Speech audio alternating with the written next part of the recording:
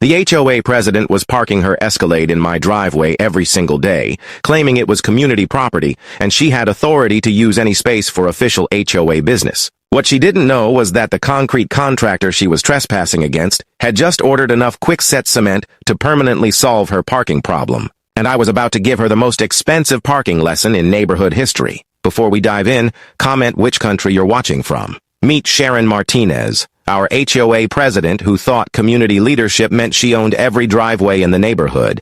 This woman would park her white Escalade directly behind my cars, blocking me in my own garage while she conducted her so-called HOA business from my property. It started when Sharon needed somewhere to park during community meetings held at the clubhouse across the street. Instead of using guest parking like everyone else, she decided my driveway was more convenient and began parking there without permission. When I politely asked her to move, Sharon's response revealed her true entitlement. As HOA president, I have authority to use community resources for official business. Your driveway provides necessary access to community facilities and falls under emergency use provisions. That was complete legal nonsense, and we both knew it. The situation escalated when Sharon started leaving her Escalade in my driveway for entire days, preventing me from using my own garage. She claimed she was conducting property inspections and needed secure parking while she worked. The breaking point came when I returned from vacation to find Sharon had given my driveway parking space to her daughter's boyfriend, telling him it was guest parking available for community use.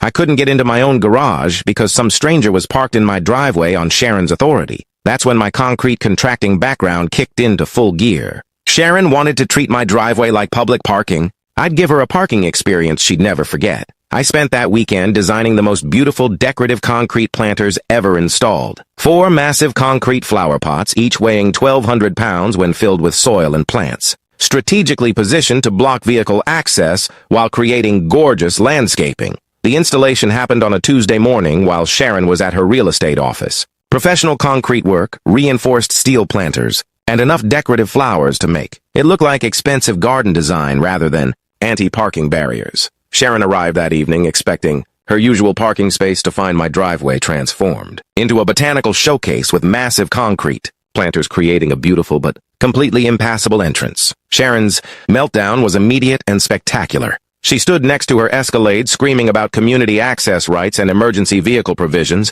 while staring at 4,800 pounds of decorative concrete blocking her path. The best part was watching her try to move the planters. Sharon actually attempted to push a 1,200-pound concrete planter by hand, thinking they were lightweight decorations she could relocate for her parking convenience. Sharon called the police, claiming I had created illegal parking barriers. The officer admired my professional concrete work and asked if I had proper permits for landscaping improvements. I handed him receipts showing full compliance with city regulations for decorative garden installations. If you're enjoying this concrete revenge story, like and subscribe because Sharon's defeat gets even better. Sharon tried everything to force me to remove the planters. She claimed they violated HOA landscaping guidelines, but the community charter specifically encouraged professional garden improvements. She tried to fine me for blocking emergency access, but fire department inspection proved the design met all safety requirements. The nuclear option came when Sharon hired a concrete removal company to demolish my planters. The crew took one look at my reinforced installations and quoted $15,000 for removal, explaining that professional concrete work requires specialized equipment